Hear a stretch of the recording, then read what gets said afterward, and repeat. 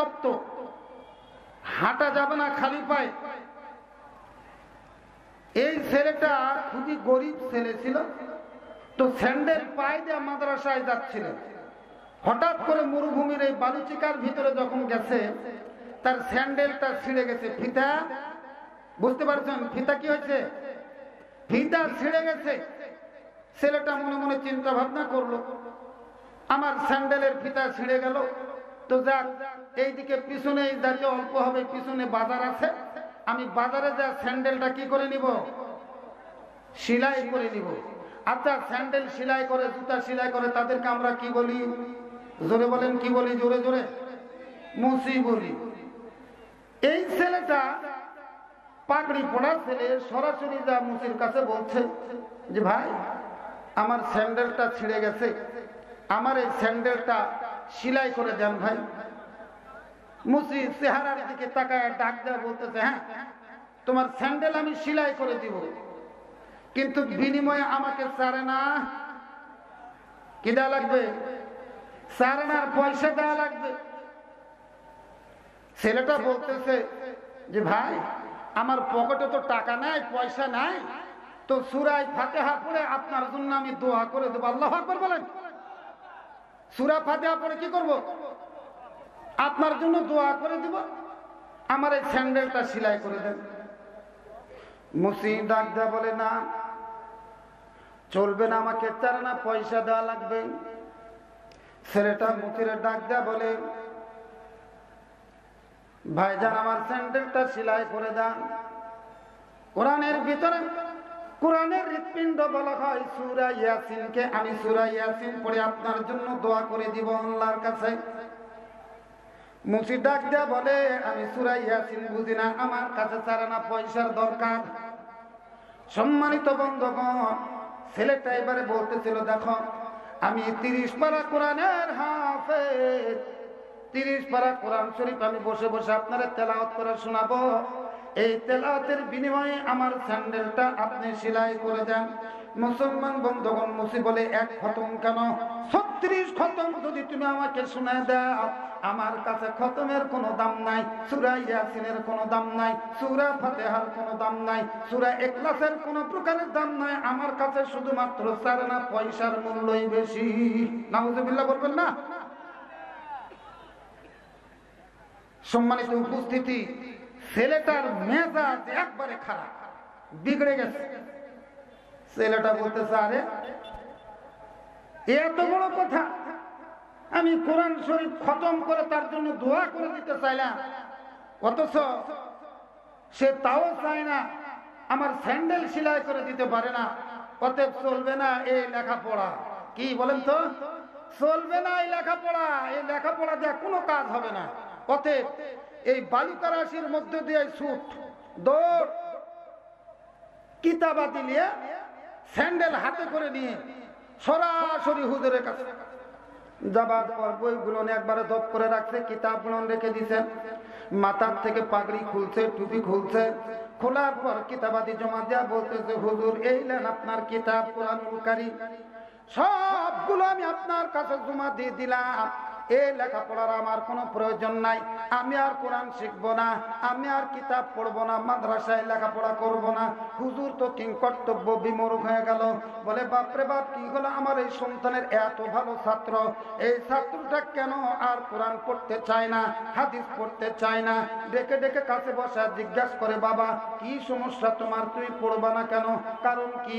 বলে হুজুর যে কোরআন চারানার স্যান্ডেল সেলাই করে দিতে পারে না, এই কোরআনের পয়সা দিয়ে আমার কোনো প্রকারের লাভ হবে না, কারণ যে কোরআন আমার স্যান্ডেল সেলাইয়ের পয়সা যোগাইতে পারে না, এই কোরআন আমি শিক্ষা কি করব? অতএব এই কোরআনের শিক্ষার আমার কাছে কোনো মূল্য নাই। কি বুঝলেন? আমার কাছে কোনো মূল্য নাই। হুজুর এইবারে ছাত্রর দিকে তাকায় তাকায় বলে, বাবা কি হয়েছে তুমি একটু খুলে বলো তো। বলে হুজুর, আমি যখন মাদ্রাসায় আসতেছিলাম, মরুভূমির মাঝখানে আসার পর আমার স্যান্ডেলটা ছিঁড়ে যায়, এই স্যান্ডেল নিয়ে আমি মুসির কাছে গেছি। মুসি সাহেব দেখে বলে, আমার চারানার পয়সার দরকার।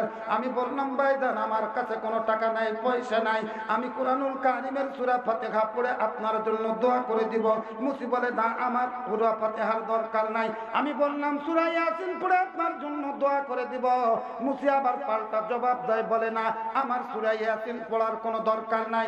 আমি বললাম পূর্ণ কোরআন পড়ে পড়ে আপনার জন্য আমি দোয়া করে দিব। উনি বললেন, বলে না এক খতম তো দূরের কথা, 36 খতম করে দিলেও আমি তোমার স্যান্ডেল সেলাই করে দিব না। আমার কাছে যদি তুমি স্যান্ডেল সেলাই করে চাও তাহলে বিনিময়ে আমাকে সারানা পয়সা দেওয়া লাগবে। হুজুর যে কোরআন সারানা পয়সার কাজ করে দিতে পারে না, ওই কোরআনের শিক্ষার আমার কোনো দরকার নাই, আপনার কাছে সবকিছু আমি জমা দিয়ে দিলাম। বাচ্চাটার কাছে কোলের ভিতরে টেনে নিয়ে বসাই। হুজুর বলে, বাবা তুমি একটু বসো, আমি তোমার সাথে একটু কথা বলবো। হুজুর হুজুরার ভিতরে যায়, আল্লাহর কাছে 2 রাকাত নামাজ পড়ে আল্লাহর কাছে হাত উঠে কান্দার, বলে মাওলা ও রব্বে কারীম, এইটা তো একটা কচি বাচ্চা, ছোট্ট বাচ্চা, এখনো ভালো বুঝতে পারে নাই গো মাহবুব। অনুগ্রহ পূর্বকের বুঝানোর মতন আমার একটা ক্ষমতা দেন, আমার একটা কিছু দিয়ে দেন, যেটা দ্বারা আমি সন্তানরে বুঝাইতে পারবো, কোরআনের দিকে আমি ঘুরে দিয়ে আসতে পারবো। সম্মানিত বন্ধুগণ, এরপরে আল্লাহ রাব্বুল আলামিন ওই হুজুরের দোয়াটা, বান্দার দোয়াটা কবুল করলেন। হঠাৎ করে বান্দার হাতের ভিতরে একটা পাথর চলে আসলো। পাথরটা দিয়া কে যেন কানের ভিতরে আওয়াজ দেয়া বলতেছে, হুজুর যান এই পাথরটা সন্তানের হাতের ভিতরে দিয়ে দেন, এই পাথরটা বিক্রি করতে পারবে না, দাম যাচাই করা শুরু করবে, আবার আপনার কাছে না জমা দিয়ে দিবে। মুসলমান বন্ধুগণ হুজরা থেকে বের হয়ে আসলেন, ওই ছোট্ট বাচ্চাটারে কোলের ভিতরে করে লইয়া ডাক দেয়া বলতেছে, বাবা তুমি বসো, আমি তোমার হাতের ভিতরে পাথরটা দিয়ে দিচ্ছি, ভালো করে খেয়াল করে দেখো। এই পাথর আমি তোমার দিলাম, এই পাথর আর স্যান্ডেল নিয়ে মুসির কাছে তুমি চলে যাইবা, মুসির কাছে যা পাথরের বিনিময়ে তুমি স্যান্ডেলটা সেলাই করে চাইবা। সম্মানিত বন্ধুগণ, ছেলেটা বলে পয়সা ছাড়া তো কোনো কাজ করে না, বলে যাও এইটা বাজারের ভিতরে তুমি এক এক করে দাম যাচাই করবা, কে কত টাকা বলে, কার কাছে কত মূল্য হয়, যার কাছে যতই মূল্য হোক না কেন এই পাথরটা তুমি বিক্রি করতে পারবা না, এটা আমার কাছে তুমি জমা দিবা। সম্মানিত বন্ধুগণ, পাথরটা হাতের ভিতরে লইয়া ওই হাফের সন্তানটা এইবারে দৌড়বাড়তে স্যান্ডেল না মুসির কাছে গেছে। যে মুসির কাছে প্রথমে গিয়েছিল, মুসিরের ডাক দেয়া বলে, বাপজান এই যে নাও আমি আপনার স্যান্ডেলটা দিচ্ছি, স্যান্ডেলটা সেলাই করে দাও। বলে বিনিময়ে তো তার না পয়সা দেওয়ার লাগে, তোমারে বলছি তুমি তো নাছোড় বান্দা, তুমি কেন কথা শোনো না। সম্মানিত বন্ধুগণ, ছেলেটা ডাক দেয়া বলে, হুজুর পয়সা নাই, আমার স্যান্ডেল সেলাইয়ের বিনিময়ে আপনার একটা সুন্দর পাথর উপহার দিব, এই পাথরের বিনিময়ে আমাকে স্যান্ডেলটা সেলাই করে দাও। ও মুসলমান বন্ধুগণ, মুসি সাহেব পাথরটা লইল, হাতের ভিতরে লইয়া চাকচিকের দিকে খেয়াল করলো বটে, কিন্তু একবারে দূরে নিক্ষেপ করে ছুড়ে দিয়ে বলে, যাও তুমি আমার কাছ থেকে দূর হয়ে চলে যাও, এ পাথরের আমার কাছে দাম নাই। আমি তোমারে প্রথমে বলেছিলাম আমার কাছে চারানা পয়সার মূল্য সবচাইতে বেশি, পাথর দেয়া আমার কোনো লাভ নাই, অতএব তুমি চলে যাও, আমি তোমার স্যান্ডেল সেলাই করে দেব না। ছেলেটা পাথর কুড়াই নিয়ে এবারে মুদির দোকানে গেছে, মুদির দোকান তো বোঝে, মুদির দোকানে গেছে, যাওয়ার পরে বলতেছে, ভাই আমার এই পাথরটা আমি বিক্রি করব, ভাই আমার পাথরটাকে আপনি নিবেন? দোকানদার মালিক ছেলেটার চেহারার দিকে তাকায় মনে মনে চিন্তা ভাবনা করলো, ছেলেটা তো খুব অসহায়, মনে হয় কোনো কিছু খায় না, অতএব এই পাথরটা আমি 5 টাকা দিয়ে কিনে এলে। সুবহানাল্লাহ বলেন। বলে, বাবা তোমার পাথরটা যদি আমাকে দাও তাহলে পাথরটা আমার কাছে আমি কিনে নিব, বিনিময়ে 5 টাকা আমি তোমারে দিব, কারণ আমার দোকানের একটা আদা পোয়া হারিয়ে গেছে, এটা সেই কাজ হবে। কিসের জন্য? আদা পোয়া বানাবে, আদবা এটা বানাবে পাথর দিয়ে। বলে 5 টাকা দাম যখন উঠছে পাথরটা আমারে দিয়ে দেন। আল্লাহু আকবার বলেন। মুসির কাছে কোনো দাম ছিল নাকি? হ্যাঁ, কথাটা বুঝবেন, মুসির কাছে কোনো দাম ছিল না। ছেলেটা পাথর নিয়ে এইবারে হোস্টেলালার কাছে গেছেন, হোস্টেলালা বসে আছে, ছেলেটা পাথরটা দিয়ে বলতেছে, হযরত আমি পাথরটা বিক্রি করতে চাই আপনার কাছে। ওই মালিক পাথরের চাকচিক্য দেখার পর খুব ভালো লাগছে। মালিক এইবারে বলতেছে, বাবা তোমার কি হয়েছে, তুমি খানা পিনা করলে করো, তোমার পাথরটা যদি আমার কাছে দাও তোমার পাথরের মূল্য আমি 10 টাকা দিব, কারণ এইটা যদি আমি হোয়াইট পেপার হিসাবে টেবিলের উপরে রেখে দেই তাহলে বড়ই ভালো লাগবে, পাথরটা দেখতে বড় সুন্দর। ধরে বলেন আল্লাহু আকবার। মুসির কাছে মূল্য, মুদির দোকানের কাছে এইবারে হোটেল আলার কাছে কত, মুসির কাছে কোনো মূল্য নাই। আস্তে আস্তে বাড়তেছে না কমতেছে? বাড়তেছে। এখন এই পাথর নিয়ে মনে মনে চিন্তা ভাবনা করলো, যেহেতু 10 টাকা বাড়ছে, এবারে নিয়ে যায় মনুহারি দোকানে। মনুহারি বলেন তো? মনুহারি দোকানে নিয়ে গেছে, কসমেটিক্সের দোকানে নিয়ে যাবার পর ডাকদা বলতেছে আমি এটা বিক্রি করব। কসমেটিক্সের মালিক দেখে দেখে মনে মনে চিন্তা ভাবনা করলো, পাথরটা বড় সুন্দর, এই পাথরটা যদি আমি কিনে নেই তাহলে এইটারে কেটে কেটে আমি অনেকগুলো আংটির ভিতরে এটা সেট করতে পারবো। সম্মানিত বন্ধুগণ, পাথর আকারে সেট করলে আমি অনেকগুলো টাকা কামাই করতে পারবো। ছেলেটারে বললো, বাবা তুমি পাথরের মূল্য কত নিবা? ডাকদা বলতেছে আপনি বলুন, আপনি পাথরের মূল্য কত দিবেন? ছেলেটারে বলে, দেখো তুমি যদি পাথরটা আমার কাছে বিক্রি করো তাহলে পাথরের মূল্য আমি 100 টাকা দিব। কত টাকা? 100 টাকা দিব। ছেলেটা বলল, আল্লাহ, পাথরের মূল্য তো মুসির কাছে কিঞ্চিত ছিল না, একবারে 0। এরপরে মুদি দোকানের কাছে আসলাম, মুদি দোকানে পাথরের মূল্য 5 টাকা। এরপরে হোস্টেলার কাছে আসলাম, হোস্টেলার 10 টাকা মূল্য বলল। এরপরে আমি যখন মনুহারি দোকানে আসলাম, কসমেটিক্সের কাছে আসলাম, পাথরের মূল্য 100 টাকা বলল। এরপরে বলে, না, পাথরটা আমি বিক্রি করব না, পাথরটা আমার কাছে দিয়ে দাও। পাথরটা হাতের ভিতরে করে লইয়া ছেলেটা এইবারে স্বর্ণকারের কাছে দৌড় মারছে। স্বর্ণকারের কাছে যাইয়া ওই পাথরটা যখন স্বর্ণকারের হাতের ভিতরে দিয়ে দিছে, স্বর্ণকার পাথরটা হাতের ভিতরে লইয়া চোখে একবারে ছানা বড়া হয়ে গেছে। বাপরে বাপ, এত দামি পাথর এতটুকু সন্তান কোন জায়গায় পাইল রে বাবা? ওই স্বর্ণকার বলে, বাবা তুমি কি এই পাথরটা কোন জায়গায় পাইছো? তুমি পাথরটা কি বিক্রি করবানি? বলে, হ্যাঁ, পাথরটা আমি বিক্রি করার জন্য নিয়ে আসছি। আপনি বলেন আমার পাথরের মূল্য কত দিব? বলে, বাবা তুমি একটু বসো, আমি তোমার পাথরটা একটু যাচাই করতে চাই। মুসলমান বন্ধুগণ, স্বর্ণকারের নিকটে থাকে এইরকম ধরনের আরেকটা পাথর থাকে, যেটাকে আমরা কোষ্ঠী পাথর বলে থাকি। কোষ্ঠী পাথরের উপরে একটা ঘর্ষণ মারলো, ওই পাথরটা মারার সাথে সাথে একটা অ্যাসিড ছেড়ে দিল।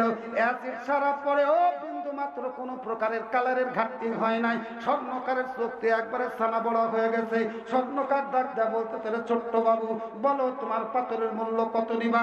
বলে, আমি পাথরের মূল্য নিতে চাইবো না, আপনি আমার পাথরের মূল্য বলে দেন, কত হলে আপনি নিতে পারবেন? এরপরে স্বর্ণকার বলে, দেখো তোমার পাথরের মূল্য আমি 5 লক্ষ টাকা ধারণ করে দিলাম, দাও তুমি পাথরটা আমারে দিয়ে দাও। ছেলেটা এবারে কি কর্তব্য বিমূঢ় হয়ে গেল। মনে মনে চিন্তা ভাবনা করলো, আল্লাহ, কোন মুসিবত আর কোন বিপদের ভিতরে পড়লাম। এই পাথর মুসির কাছে কোনো প্রকারের দাম ছিল না। এই পাথর মুদি দোকানে আসার পর 5 টাকা দাম বৃদ্ধি পাইছে। এই পাথর আসলো এইবারে হোস্টেলার কাছে 10 টাকা বৃদ্ধি পাইলো। এরপরে কসমেটিকের কাছে আইসে 100 টাকা বৃদ্ধি পাইছে। এরপরে স্বর্ণকারের কাছে 5 লক্ষ টাকা দাম। আমি এই পাথরটা আর কি করতে পারি? স্বর্ণকার বলতেছে, বলে, বাবা তুমি পাথরটা আমার কাছে বেচো। বলে, না হযরত, না, আমার পাথরের মূল্য কত হবে এটা আপনি আমাকে যাচাই করে দাও। স্বর্ণকার ডাক দেয়া বলে, বাবা তোমার পাথর কেনার মতন ক্ষমতা আমার নাই, তোমার পাথরের কত মূল্য হবে আমি স্বর্ণকার বলতে পারবো না। ওই যে মরুভূমির ভিতরে একটা বিল্ডিং দেখা যায়, ওই জায়গায় একটা জহরি আছে, যার বয়স প্রায় 120 বছর হয়, তেপাতা বুড়ার মতন বসে আছে। ওর কাছে নিয়ে যা, তুমি যাচাই করে দেখো, ও সঠিকভাবে বলে দিতে পারবে তোমার পাথরের মূল্য কত হবে। মুসলমান বন্ধুগণ, ছোট্ট বাচ্চাটা ওই পাথরের টুকরাটা হাতে করে দেওয়া ওই বিল্ডিং এর ভিতরে চলে গেছে। স্বর্ণকারের নয়, এইবারে জহরির নিকটে গেছে। জহরির কাছে পাথরের খণ্ডটা হাতের ভিতরে উঠায় দেয়া বলে, ও জহরি, আমার হাতের ভিতরে যে পাথরটা দেখতেছো, পাথরটা আমি আপনার কাছে নিয়ে এসেছি, একটু দাম যাচাই করার জন্য আসছি। আপনি আমার পাথরের দামটা যাচাই করে দেন, কত দাম হতে পারে। মুসলমান বন্ধুগণ, ওই 120 বছরের জহরি পাথরের টুকরাটা হাতের ভিতরে লইয়া শুধুমাত্র দেখে নাচার করে আর মনে মনে চিন্তা ভাবনা করে, আল্লাহ, এত দামি পাথর আমি 100 বছর ধরে জহরতের ব্যবসা করতেছি, হীরার ব্যবসা করি, আজ পর্যন্ত এত দামি পাথর আমার কাছে কোনোদিন আসে নাই। বাবা বলো তোমার পাথরের মূল্য তুমি কত নিবা? বলে, না হযরত, না, আমি পাথরটা বিক্রির জন্য আনি নাই। এরপরে ওই জহরি বলতেছে, দেখো আমার 120 বছরের যত কামাই আমি জহরি ব্যবসা করেছি, আমি সম্পূর্ণ কামাইগুলো আমি তোমারে দিয়ে দিব বাবা, বিনিময়ে শুধুমাত্র তুমি আমাকে পাথরটা উপহার দিয়ে চলে যাও। ও মুসলমান বন্ধুগণ, সন্তানটা বুঝতে পারলো পাথরটা, এবারে হাত থেকে নিয়ে বলতেছে, হুজুর আমি পাথরটা বিক্রির জন্য আনি নাই, আমি শুধুমাত্র দামটা যাচাইয়ের জন্য আপনার কাছে নিয়ে এসেছি। ও মুসলমান বন্ধুগণ, ওই সন্তানটা পাথরটা নিয়ে একবারে হুজুরের কাছে চলে গেছে। বলে হুজুর আপনার পাথর আপনি ফেরত নাই। বলে বাবা শুধু পাথর ফেরত নিলে হবে না, তুমি যেই কাজের জন্য আমি তোমারে পাঠাইছিলাম এক এক করে তুমি বলো তো তোমার এই পাথরের মূল্য কত বললো। বলে হযরত মুচির কাছে গেলাম, মুচি 1 টাকাও দাম বলে নাই, পাথরটা ছুঁড়ে ফেলে মারছে। মুদি দোকানের কাছে গেলাম, 5 টাকা দাম বললো। সেখান থেকে আমি যখন হোস্টালালার কাছে গেলাম, হোস্টালালা এই পাথরের মূল্য 10 টাকা বললো। আমি কসমেটিক ওয়ালার কাছে গেলাম, কসমেটিক ওয়ালা 100 টাকা দাম বললো। সেখান থেকে আমি যখন স্বর্ণকারের কাছে যাই, 5 থেকে 10 লক্ষ টাকা দাম বলেছে, কিন্তু আসল দাম সে বলতে পারে নাই কত হবে।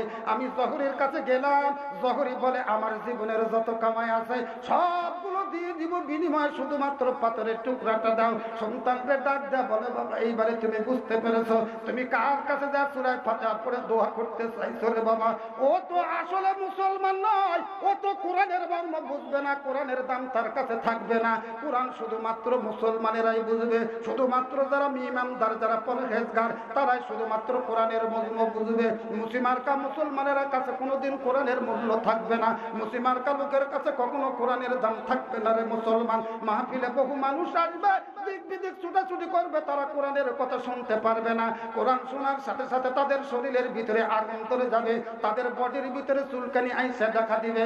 মুসলমান বন্ধুগণ, আমি আপনাদেরকে বুঝাইতে চাইছিলাম কোরআন তার কাছে কোনো প্রকারের মূল্য থাকে না। কোরআনের মূল্য যার কাছে আছে, সূরা ফাতিহা পড়ে দোয়া করে দিলে ওই ব্যক্তি বলবে বাবা আমি তোমার গোলামি করব। ইয়াসিন তো দূরে থাক, কথা বলেন ঠিক না বেটি? আসলে মুসি বুঝে নাই কোরআন কি জিনিস, সূরা ফাতিহা কি জিনিস, সূরা ইয়াসিন কি জিনিস, এইটা কিন্তু মুসি বুঝতে পারে নাই। আজকে আপনারা যখন মাঠের ভিতরে বসেন, আজকে যেমন কোরআনের বিরোধিতা করবেন, নবীর বিরোধিতা করবেন, নবীর বিরোধিতা করলে, কোরআনের বিরোধিতা করলে কি পরিণতি হয়, হাদিসের বিরোধিতা করলে কি হয়, রাসূলের বিরোধিতা করলে কি হয়। যাদের চুলকানি আছে তারা কিন্তু এই তাফসীরটা শুনতে পারবেন না, তারা এখনই হয়তো বা উঠে চলে যাবে। মুসলমান বন্ধুগণ, আসেন আমি একটু সামনের দিকে আগাতে চাই। আমি আপনাদের সামনে সূরা লাঘব থেকে তেলাওয়াত করেছি, জোরে বলেন আল্লাহু আকবার। সূরাটার নাম কি? বলেন নাম কি? গুনাহ হবে না কি? জোরে বলেন, সূরার নাম কি? উচ্চারণ